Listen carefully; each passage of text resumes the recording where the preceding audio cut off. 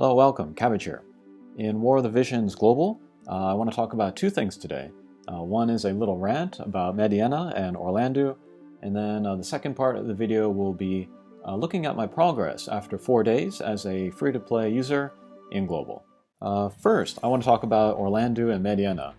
Everybody is going for them, and that's great. Those are very strong characters that nobody would regret getting and using. But I think a lot of people are mistaking that by having those characters, or by waiting for those characters, they should disregard everything else. That is kind of misunderstanding how the meta works and kind of shifts and moves in War of the Visions.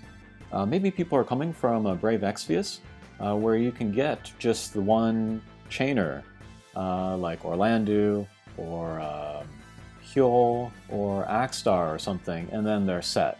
They can just equip them with like different element weapons, and then they'll have their chainer and they can use them for months and months.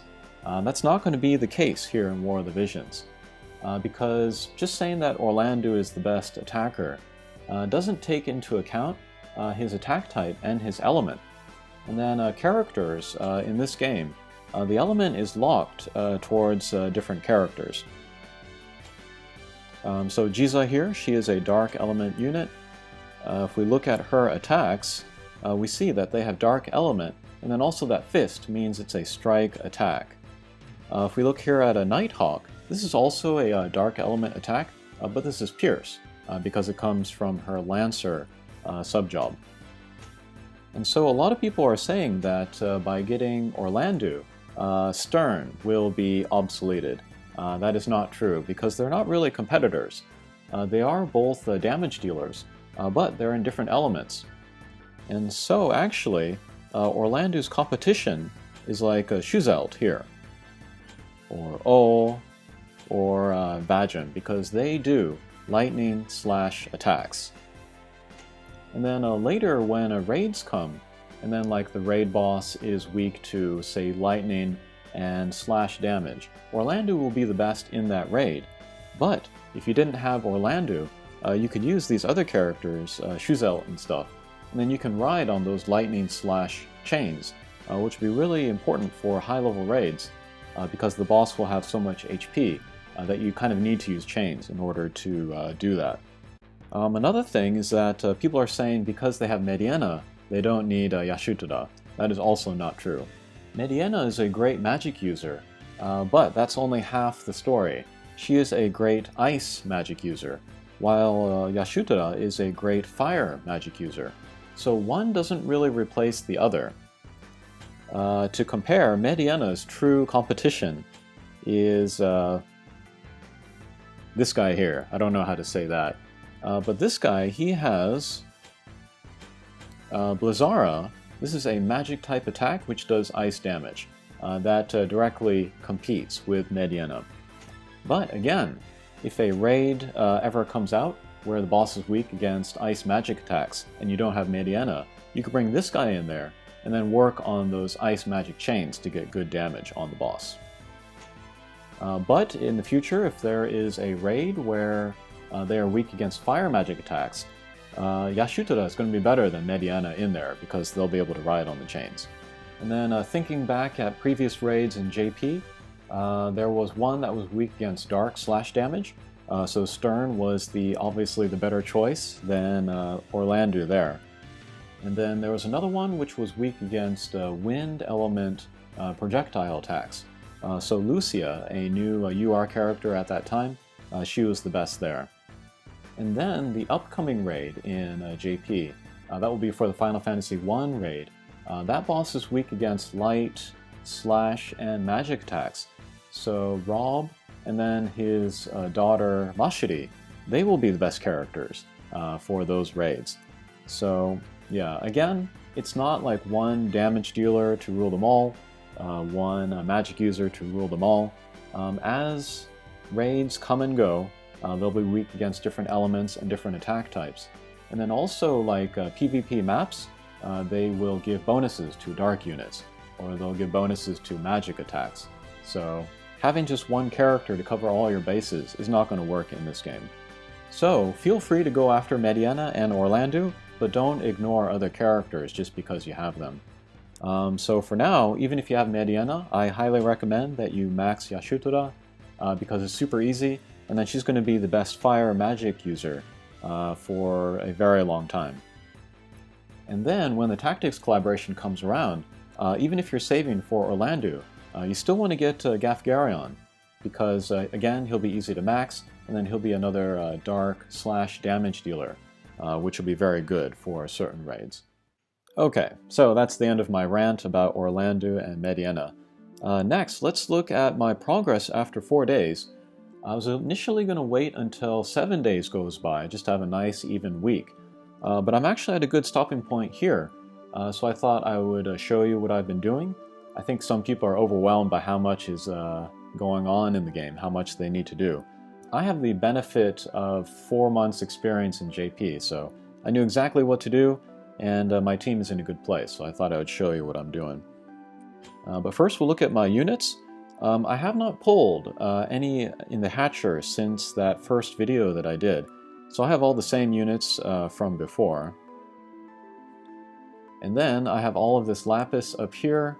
That is all from clearing the story, and then beating the side quests in the hard quest areas, and then also doing co-op. I've been doing so much co-op that I don't get any bonuses anymore, so there is a ceiling to that.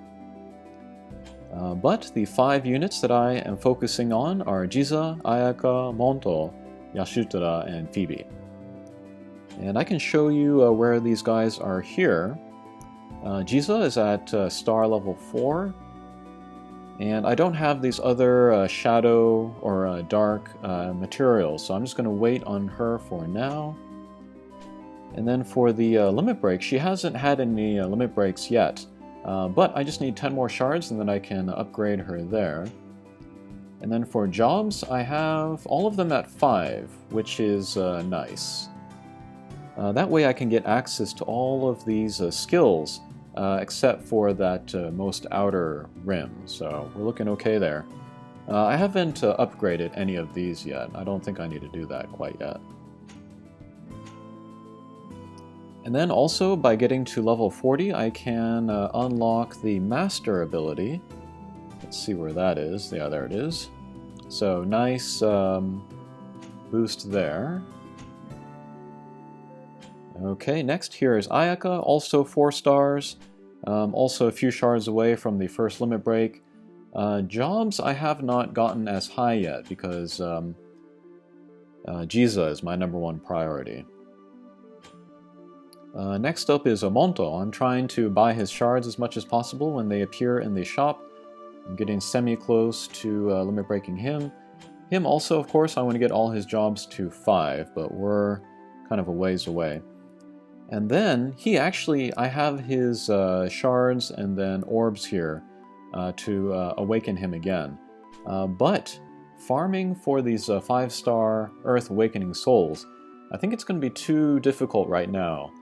Because just I'm so weak, and then everybody else that I can do co-op with is also so weak that it's going to take a super long time to farm up these 50 souls. So I'm going to wait. I'm going to wait at 4 stars for all of my units now. And then Yashutura also, going to leave her at 4 stars for now. Jobs around 5-ish. And then here, I need 100 more shards, and then I'll be done with her shards. I've gotten these by going through just the regular Final Fantasy XIV quest, and then pulling a little bit in the daily ticket pulls, and then buying her from the shop.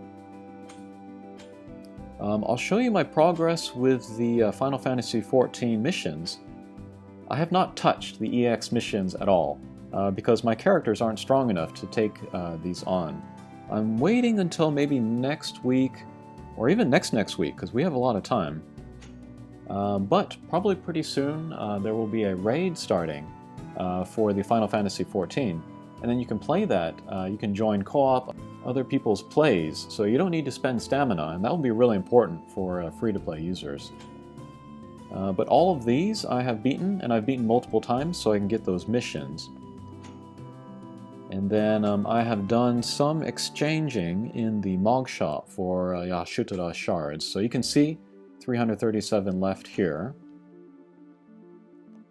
And then I got her job Sorcerer's Memory Orbs. These are very important. You want to get all of these. I would like to get these rainbow shards. There's a lot of time left, so that should be doable. And sorry if this is jumping all over the place, but thinking about the Final Fantasy XIV raid, which is coming next week. It is a light element boss, so the best characters to use in there are going to be Stern, and then Ride Durida, who I showed earlier, I think. Yeah, there she is. Because, just like Stern, she has dark element slash attacks that can chain with Stern.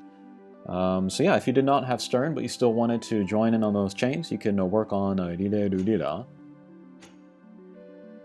Also, maybe there will be a new banner in the next coming weeks, where the UR will be Federica. She's a lightning element gunner, and then the MR, who will be Shadow Lynx, who you might have seen in the story. But she'll be another dark element slash type character. So yeah, Stern, Shadow Lynx, Ride Durida, they would be the best in there.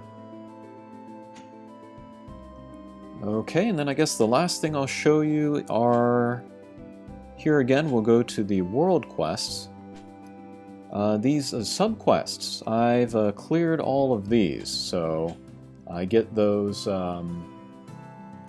elemental shards, and then also lapis.